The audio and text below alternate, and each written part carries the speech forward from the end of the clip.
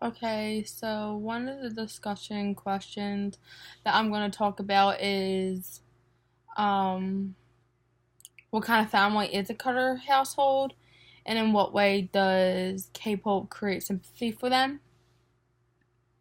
And the Cutter family was really close to the Kent family, and they were a perfect family except for Bonnie, like having some like problems. She was depressed, ill, and the kids were all loved by many, and Herb was probably one of the favorite men in the town, Holcomb. Cowpoke sympathized for the family because they were brought up and how they were brought up and like how violently the murders were. I believe the Cutters did represent the American dream. They were loved by every community member. They had money, and overall, they were a really happy family. Um,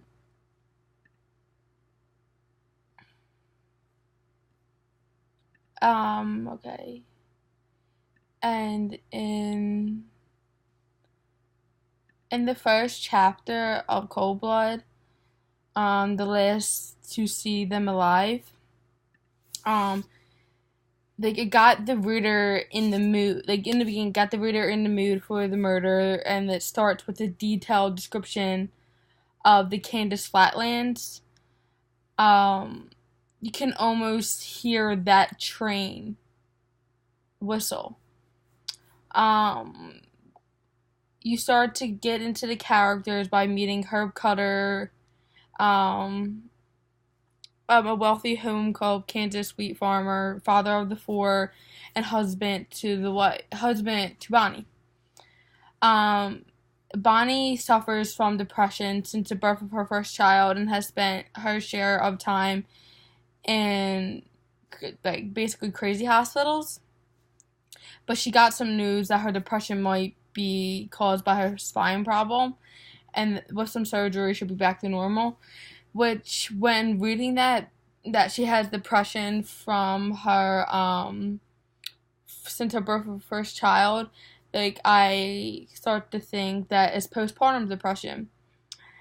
And then I don't know if they had like an epidural like back then. They so when they actually put it near the spine, so that could have caused that, but I'm not sure. But like I guess depression came from that baby, but like basically postpartum depression. Um, Everyone's like optimistic about her future. Um, Herb's decent, respected, prominent guy in the town who's done well for himself. Um, like his kids are accomplished, popular, and he lives in a huge house, and it's like designed like for himself, designated for himself. They are unpretentious people. He doesn't drink alcohol, coffee, doesn't smoke, and most of his friends belong to this like Methodist church. Um, I like how that I find it like odd that he doesn't drink coffee and stuff. Like not like a lot of people do, and also like drinking alcohol. Like there's a lot of people that do drink alcohol that like brought that stuff brought got brought to my attention. Um,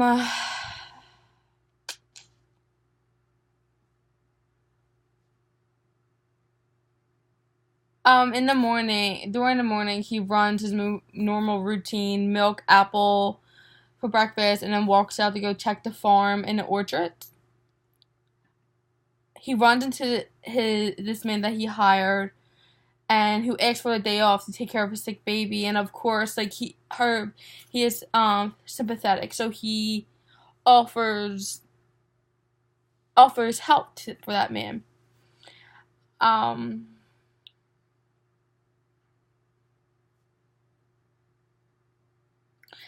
and then there's this man named Perry.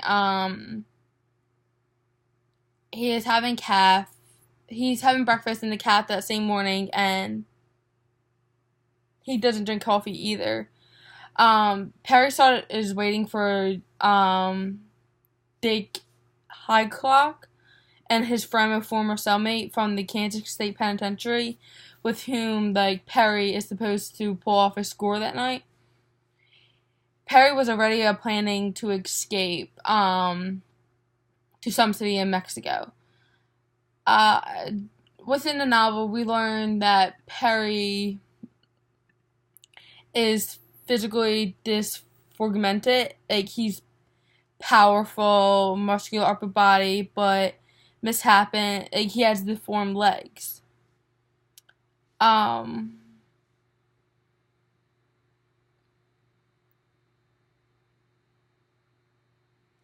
What else? There was a lot going on in that chapter. There's a lot going on. Like, I don't know. I'm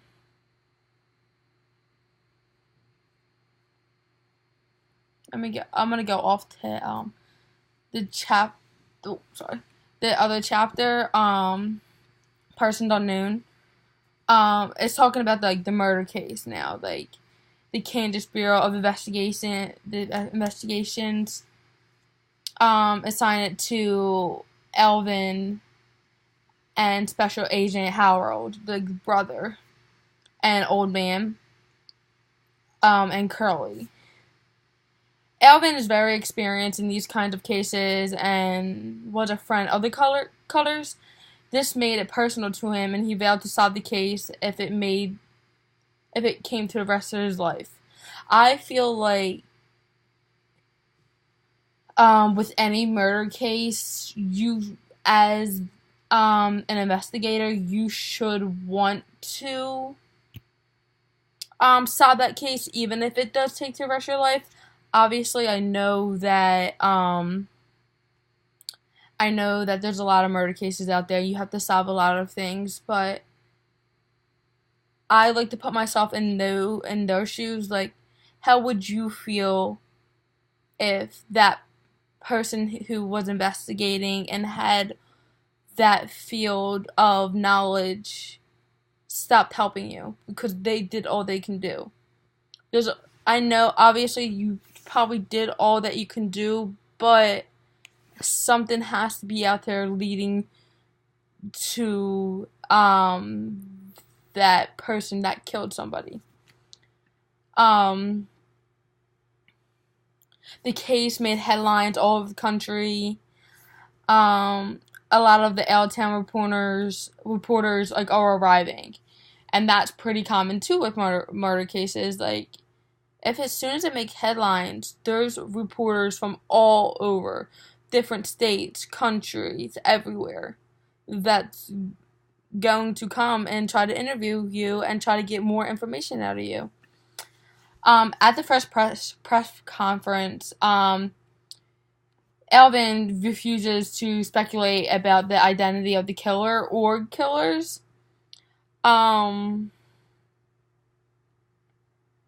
He holds up, like, in his office, looking for evidence from the crime scene, including the photos of the murdered Cullers, and he reads through some of Nancy's diary. They give the main suspect, Bobby, a lie detector test, even though, like, no one thinks he had anything to do with it. I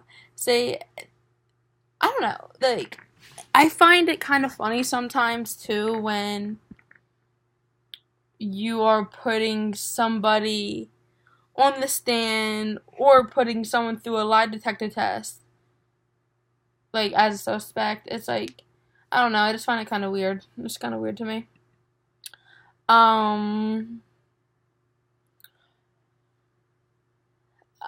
All the possibilities have been considered, like a love triangle, business deal gone wrong, a dispute over a neighbor's dog.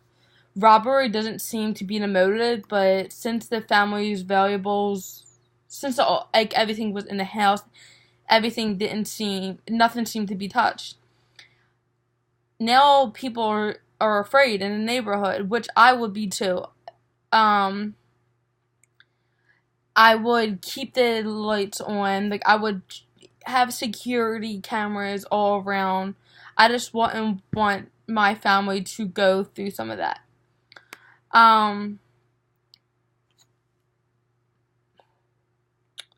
Yeah.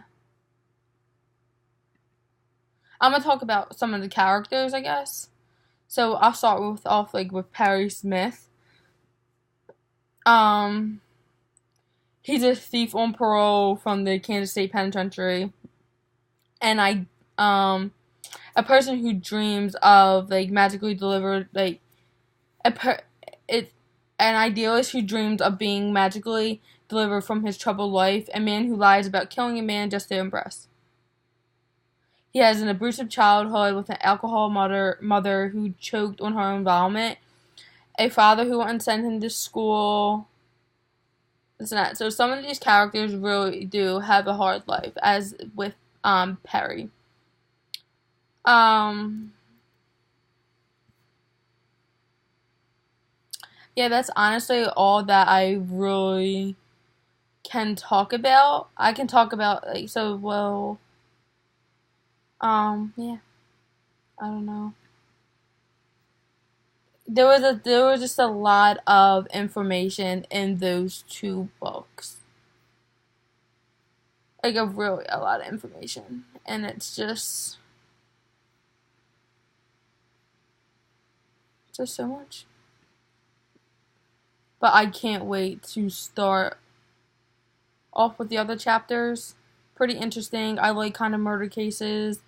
I like having that I don't know what the actual I don't know, like I like having that rush of things, oh, who did this? Of me thinking if somebody did this, stuff like that. I like having that little rush of things. And I kind of like to solve the murder on like by myself, and sometimes I kind of ruin it for myself to see who actually murdered the person or if they even got murdered. Not talking about the Cold Blood book, just talking about in general. Like, too anxious to just read. I just have to find out right away. But thanks.